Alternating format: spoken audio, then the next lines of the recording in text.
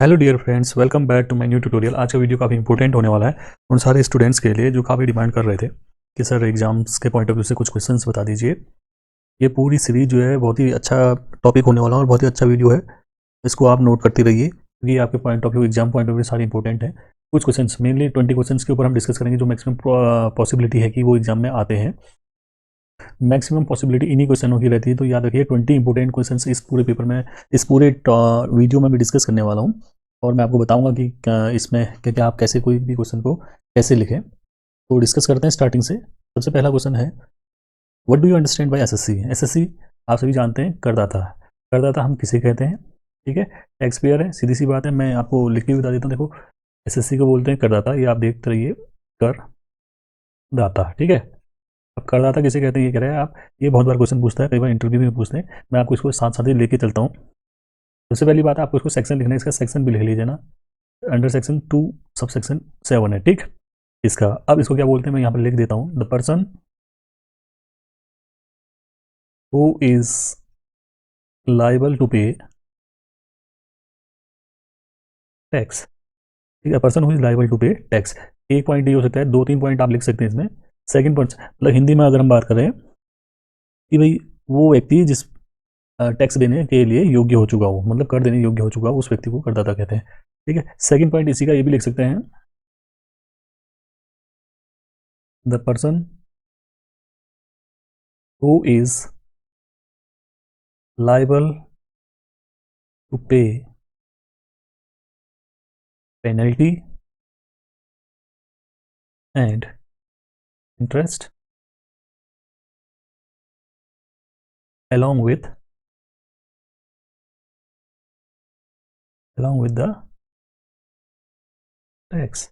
ठीक, ऐसा आदमी या ऐसा पर्सन जो कर अथवा कोई राशि, दैट मीन्स ब्याज और अर्थदंड, टैक्स को या पेनल्टी को अर्थदंड बोलते हैं, देने के लिए उत्तरदायी हो। A person who is liable to pay tax और penalty and interest along with the tax is called assessee. ठीक, और भी एक पॉइंट और लिख सकते हैं कि भाई एसएससी को हम person who is deemed assessee in default, उसको ही एसएससी बोलेंगे। कई बार क्या होता है, उसको डीम्ड एसएससी माना जाता है, मतलब माना हुआ करदाता भी माना जाता है। मैक्सिमम जो है आप इतना लिखेंगे आपका क्वेश्चन पूरा सही माना जाएगा। 2 पॉइंट काफ़ी होते हैं लिखने के लिए, 7 से 8 पॉइंट हो सकते हैं। तो सबसे पहले आपको ये ध्यान रखना है कि आपको इसमें पर्सन एसएससी के बारे में बात आती है तो एसएससी का section sub section 2 sub section 7 है। 2 केस लिख सकते हैं, person who is liable to pay tax, second person who is liable to pay penalty along with tax. 2 case लिख सकते हैं। और एक पॉइंट और लिखना चाहो तो आप वो भी लिख सकते हैं, मैं यहाँ पर आपके सामने लिख दे रहा हूँ। The person the person upon whom the proceeding proceedings of the assessment have been started। आप ये भी लिख सकते हैं, the person upon whom the proceedings of the assessment have been started. इसका मतलब ये हुआ उस व्यक्ति पर किसी अन्य व्यक्ति की आय के निर्धारण के लिए उत्तरदायी ये कार्यवाही आरंभ कर दी गई है। ठीक है, क्योंकि 3-4 चीज़ें आपके पास आ गई हैं, 4 चीज़ें हो गई हैं, तो आपको ये ध्यान रखना, ये बहुत अच्छा क्वेश्चन है। मैक्सिमम बार ये पूछा जाता है, एक साल छोड़ के दूसरे साल पक्का तब भी पूछ लेते हैं, तो इसलिए इस क्वेश्चन को आप तैयार कर लीजिए। तो पहला क्वेश्चन आपका हो गया जिसमें एसएससी के बारे में पूछा जाता है, उसका सेक्शन आपने लिखना है। Person who is liable to pay tax, a person who is liable to pay penalty interest along with tax, a person who upon whom the proceeding of the assessment have been started. मतलब जो tax देने लायक उत्तरदायी हो चुका है, या उस व्यक्ति की आय का निर्धारण करने के लिए कार्रवाई कर दी गई है, या वो व्यक्ति जो है कोई ब्याज या टैक्स देने के लिए लाइबल है। ये 3 चीज़ें आप लिख सकते हैं। ये पहला क्वेश्चन था। ठीक है, बढ़ते हैं दूसरे क्वेश्चन की ओर। दूसरा क्वेश्चन होने वाला है, differentiate between previous year and assessment year. ये क्वेश्चन तो बहुत बार आपने सुना भी होगा कि भाई प्रीवियस ईयर कितना क्या होता है, असेसमेंट ईयर क्या होता है। ये कई बार हमने क्वेश्चनों में भी, एग्जाम में भी बात करी है, सॉरी क्लासेस में भी बात करी है, और मेरे प्रीवियस वीडियोज़ में भी बात करी है, जिसमें मैंने सेक्शन नंबर एसएससी वाले चैप्टर में, या जो मैंने इनकम टैक्स का पहला चैप्टर वीडियो भेजा था उसमें भी ये है। तो मैं आपको बता देता हूँ प्रीवियस ईयर किसे कहते हैं और असेसमेंट ईयर किसे कहते हैं। Previous year, it is very simple. Previous year is the year that year in which the income is earn and received. बस इतना है, बहुत सिंपल सी लैंग्वेज है। आप इसको मैं ऐसे कहता हूँ, प्रीवियस ईयर को हम उसे T.Y से डिनोट करते हैं और असेसमेंट ईयर को हम A.Y से डिनोट करते हैं। प्रीवियस ईयर मतलब हुआ गत वर्ष, ठीक। असेसमेंट ईयर हुआ कर निर्धारण वर्ष, ठीक।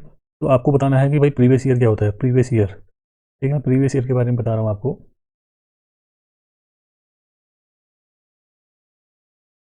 प्रीवियस ईयर क्या है, तो प्रीवियस ईयर के बारे में देखिए, मैं लिख देता हूँ इसमें in simple word. Previous year is that year in which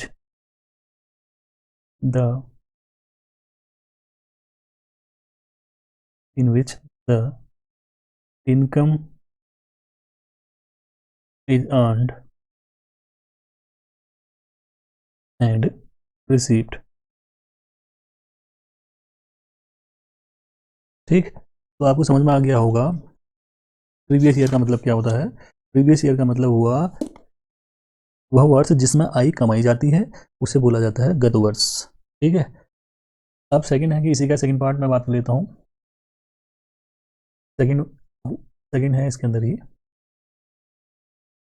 assessment year, that means A.Y assessment year. Assessment year मतलब हो गया कर निर्धारण वर्ष। कर निर्धारण वर्ष का मतलब है जिस साल आपको टैक्स देना है। तो इसका मैं सब सेक्शन में लिख देता हूँ, ये बहुत बार पूछा भी जाता है, ठीक है। प्रीवियस ईयर का सेक्शन है आपका सेक्शन नंबर 3, ये ध्यान रखिए। और असेसमेंट ईयर का सेक्शन है आपका section number 2 sub section number 9। तो इसका मतलब क्या है, ये मैं लिख देता हूँ। Assessment year is the period of 12 month which starts on 1st April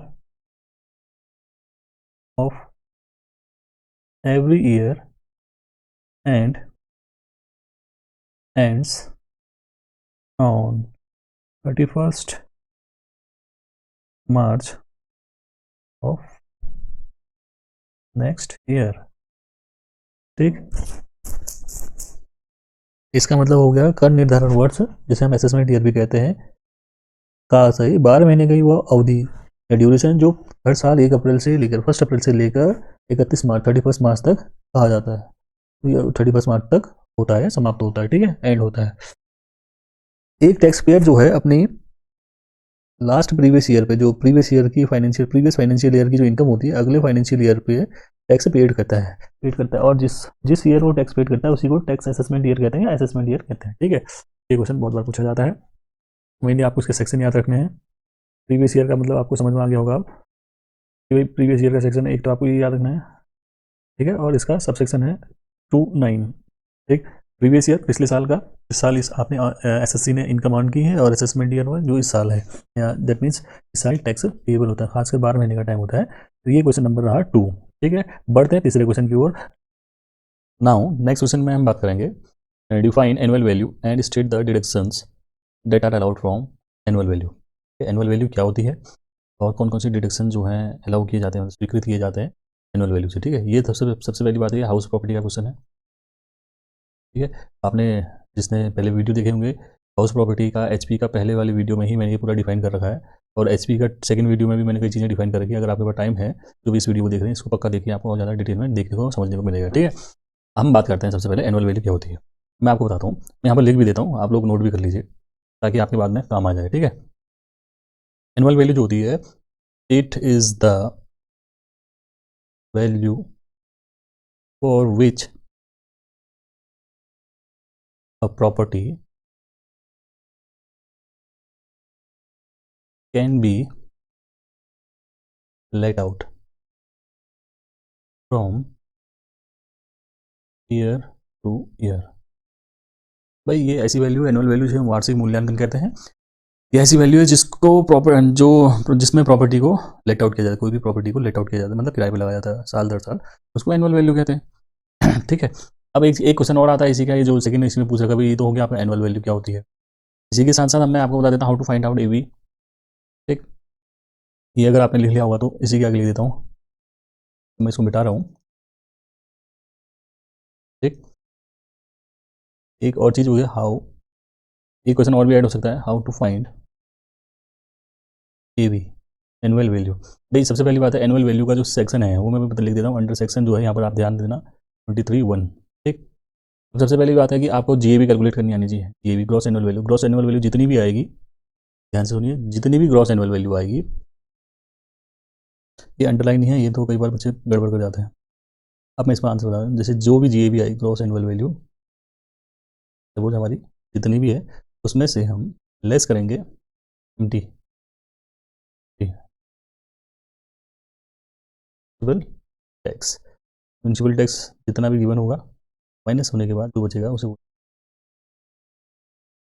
value.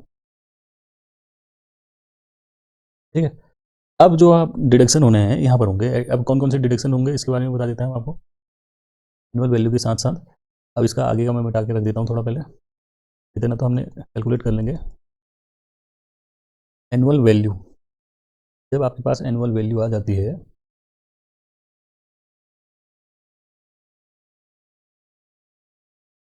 Less, अब डिडक्शंस जो होंगे वो उसके बारे में बात कर रहे हैं, मैं डिडक्शन बता देता हूँ। डिडक्शन जो है अंडर सेक्शन 24 है, ये मैंने आपका वीडियो नंबर एचपी का जो पार्ट फर्स्ट मैंने आपको बताया है उसी में पूरा मेंशन है, एक बार और देख लीजिए आपको इसी वाले चैनल पे। ठीक है, जिसके पास टाइम है, अगर नहीं है तो आप यहाँ देख लीजिए। अब इसमें क्या क्या डिडक्शंस होते हैं अंडर सेक्शन 24। एक तो पहला डिडक्शन होता है, देखो आपका standard deduction at the rate 30% होता है ऑफ ए वी, ये इसका अंडर सेक्शन 24 है, 24A। ठीक है, दूसरा डिडक्शन मिलता है आपको interest on capital, interest on capital under section 24B। ये दो डिडक्शन आपको मिलते हैं किसके अंदर, तो ये क्वेश्चन का आंसर है। तो सबसे पहले हमने क्या सीखा कि भाई एनुअल वैल्यू क्या होती है, ये it is the value for which a property can be let out from year two year. भाई ऐसी प्रॉपर्टी, कोई भी प्रॉपर्टी को किराए पे साल दर साल जो लगाते हैं उसकी वैल्यू को जो बोलते हैं एनुअल वैल्यू बोलते हैं, वार्षिक मूल्यांकन। वो जीएबी के बाद आती है, और जीएबी कैसे कैलकुलेट करते हैं आपको मैंने पहले बता रखा है, वीडियो पे आप देख सकते हैं। ठीक है, बाकी बात है, अब नेक्स्ट क्वेश्चन पे हम चलते हैं। नेक्स्ट क्वेश्चन है बहुत ही अच्छा क्वेश्चन है, डिफाइन अनएब्जॉर्ब डेप्रिसिएशन। भाई आपने ये तो सुना होगा भाई डेप्रिसिएशन क्या होता है बहुत बार। ठीक है, ये अनएब्जॉर्ब डेप्रिसिएशन क्या है इसके बारे में बात करते हैं। भाई ये मैं आपको बता देता हूँ, मैं इसको लिख भी देता हूँ क्योंकि कई बार ये क्वेश्चन आ जाता है इत्तेफाक से, मैं इसको लिख देता हूँ आपके सामने। अनएब्जॉर्ब डेप्रिसिएशन क्या होता है और उसके बाद फिर मैं आपको समझा दूंगा। Unabsorbed depreciation, unabsorbed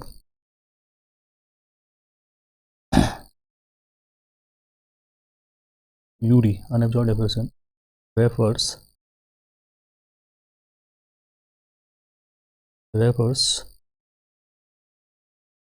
to the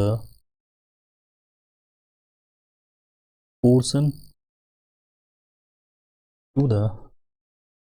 of depreciation, ऐसे पोर्शन, डेप्रिसिएशन का ऐसा portion that a business is unable to utilize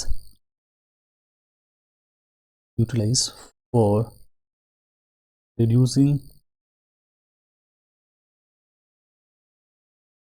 its taxable income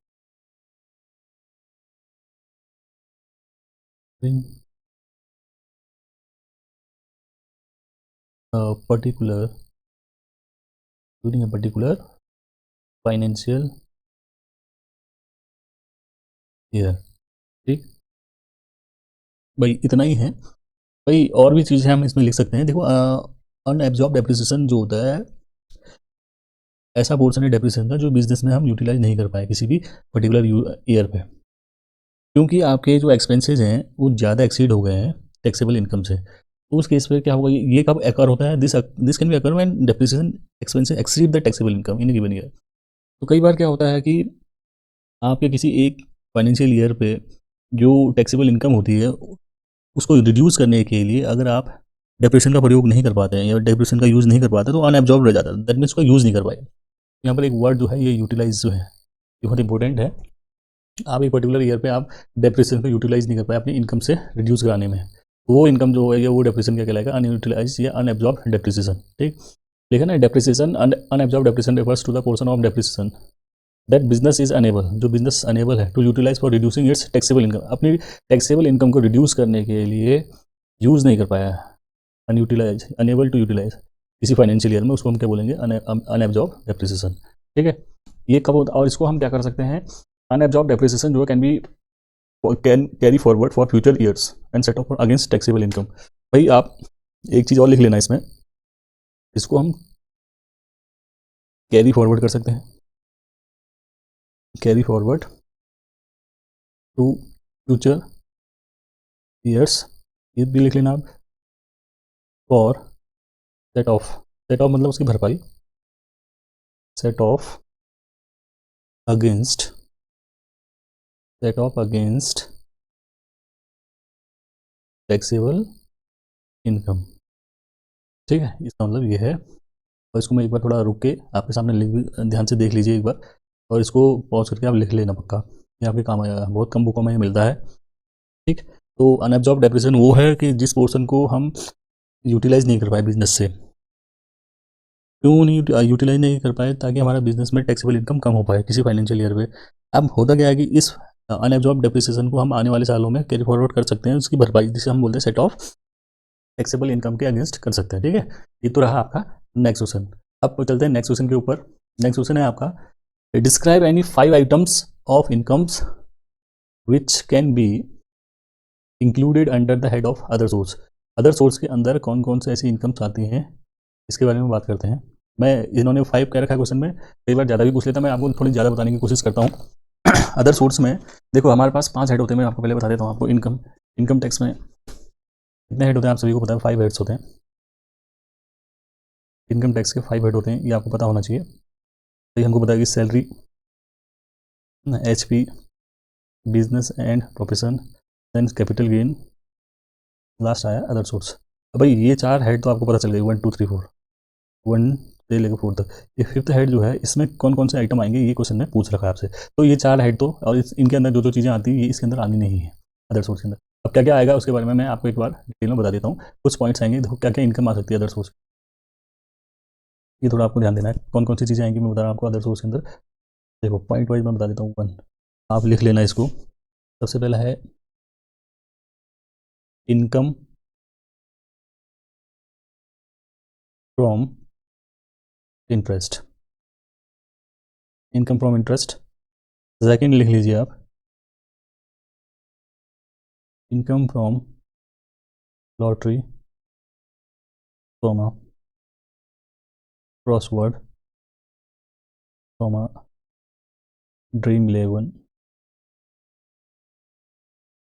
horse race, सब इधर ही आएंगे। ठीक है, थर्ड पॉइंट आता है, और भी लिख लेते हैं हम, इनकम फ्रॉम रॉयल्टी, तो आपको कोई रॉयल्टी मिली उसकी इनकम। ठीक, कितने हो गए हमारे पास, 3 हो गए। नेक्स्ट बात करते हैं हम फोर्थ पॉइंट। फोर्थ पॉइंट के बारे में बता देता हूँ मैं आपको, तो लिखिए फॉरेन एग्रीकल्चरल इनकम, फॉरेन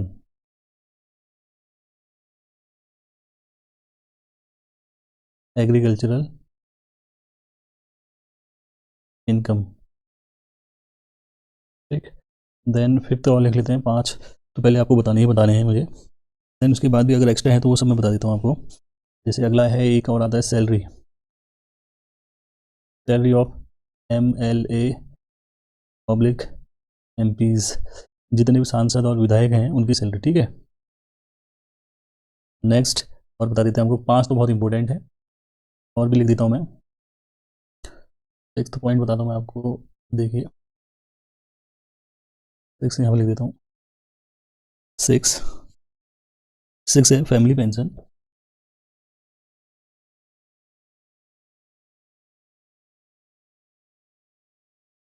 अगर किसी को फैमिली पेंशन मिलती है ठीक है। रिसीव बाय, ये हो गया इनहेरिटेंट, जो अगर किसी को फैमिली पेंशन मिलती है, खासकर जो रिटायर्ड हो जाते हैं उनकी फैमिली वालों को किसी को फैमिली पेंशन मिलती है, वो भी इस केस में आएगा। ठीक। नेक्स्ट एक और बता देता हूँ, seventh, income from subletting, subletting of house property. ठीक है। दैट मीन्स अगर आपने सिकम नहीं किराएदार बोलते हैं इसको, सबलेटिंग का मतलब। ठीक है। तो ये हो गए 7 हो गए, और 8 और एक और बता देता हूँ मैं आपको, फीस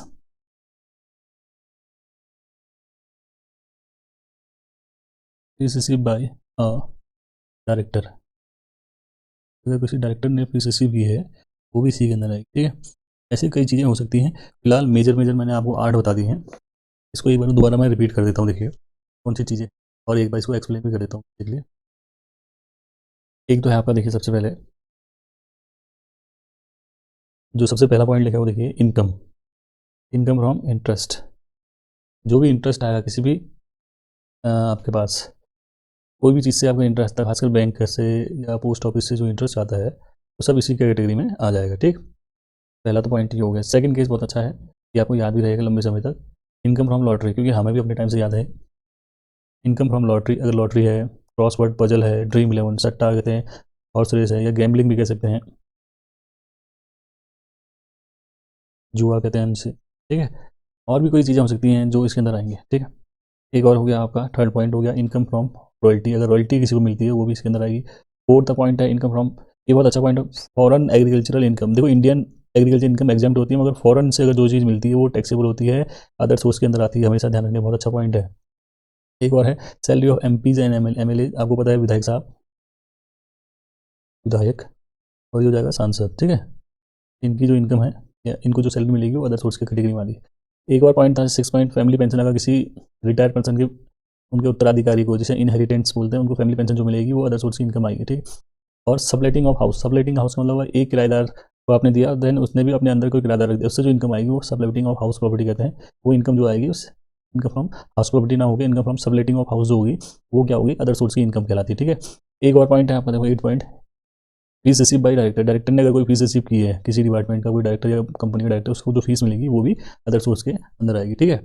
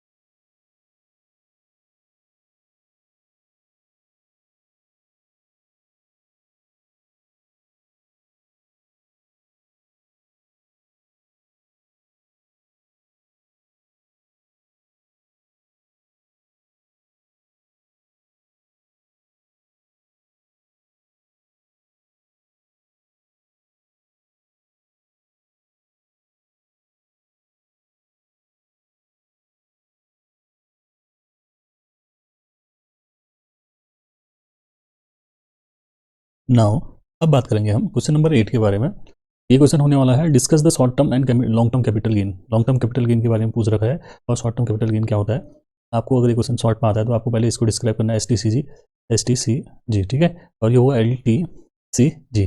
दो केस बनते हैं, STCG क्या होता है और लॉन्ग टर्म कैपिटल गेन क्या होता है, इसके बारे में बात करते हैं। सबसे पहले हम बात करेंगे शॉर्ट टर्म कैपिटल गेन। अब शॉर्ट टर्म कैपिटल गेन के बारे में जो लिखा है वो है, the profit accrued when a capital asset is sold within 36 month, but in case of real asset it must be 24 month of its purchase। कहने का मतलब है कि शॉर्ट टर्म कैपिटल गेन वो होगा, किसी एसेट को अगर हम क्या करें अपने पास होल्ड पीरियड पे रखें 36 महीने से कम के केस पे। 36 महीने मतलब हो गया आपका 3 इयर्स, ठीक, ये 3 इयर्स की बात है। 3 साल से अगर कम अगर कोई चीज़ अपने पास होल्ड पे रखते हैं तो आपकी क्या हो जाएगी, शॉर्ट टर्म कैपिटल गेन।